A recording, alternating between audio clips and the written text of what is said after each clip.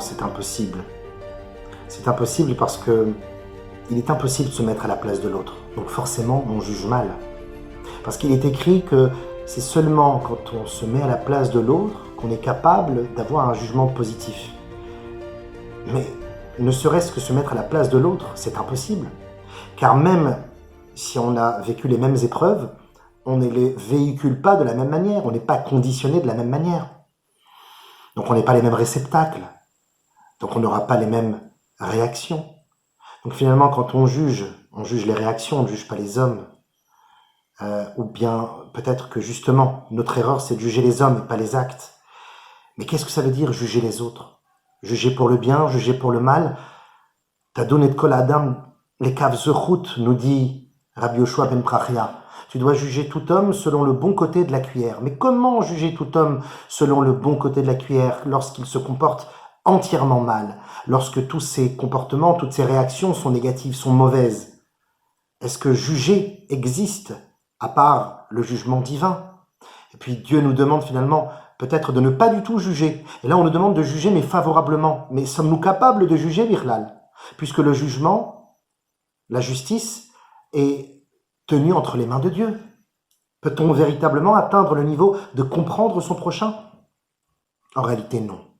Lorsque Rabbi Yoshua ben Prachia nous demande de juger tout homme favorablement du bon côté de la cuillère, même lorsque cette personne a fauté et qu'il n'y a rien, mais vraiment rien de positif qui en ressort, c'est parce qu'il faut juger aussi favorablement sa faute. Favorablement sa faute? Oui, tout à fait. Car, comme dit Akadosh Baruch Hu, je ne vous donne jamais d'épreuves si vous ne pouvez pas les surmonter. Si Dieu, qui n'est pas celui qui met un bâton devant un aveugle, celui qui ne pose pas d'embûche et ne vient pas avec malice vers ses créatures, eh bien Akadosh Baruch Hu, s'il lui a donné, s'il lui a remis, s'il lui a offert, puisque c'est un cadeau l'épreuve, ça te permet de grandir, s'il lui a donné cette épreuve, c'est qu'il a non seulement les capacités de les surmonter, de la surmonter cette épreuve, mais bien plus que cela. C'est que plus l'épreuve est difficile, plus la Avera, qui en sera la conséquence s'il ne réussit pas l'épreuve, est grave, plus le niveau de la personne initialement est élevé. Comme il est écrit, plus un homme est grand, plus son Yetzer Hara est grand.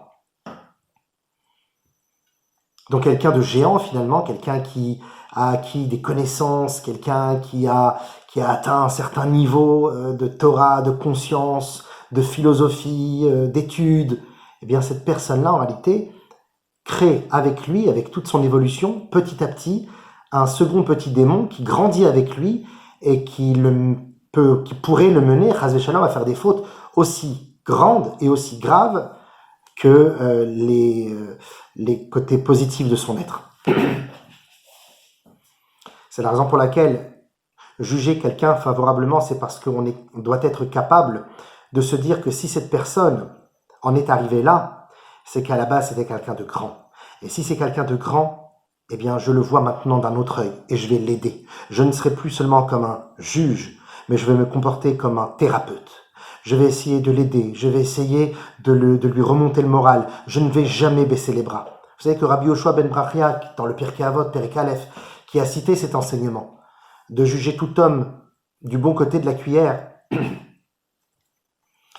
ce Rabbi Yoshua ben Prachia, a été le maître de Yeshua,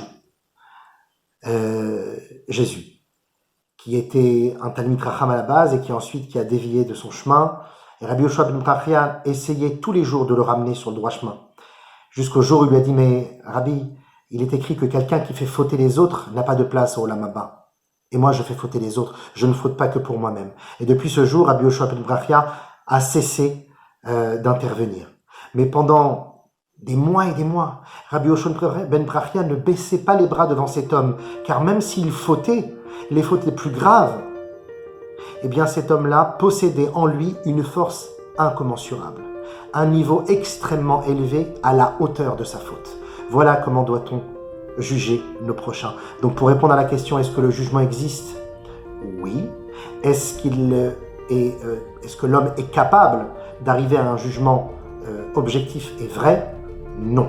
Le seul jugement qu'il peut émettre, c'est à la hauteur de la faute de son prochain.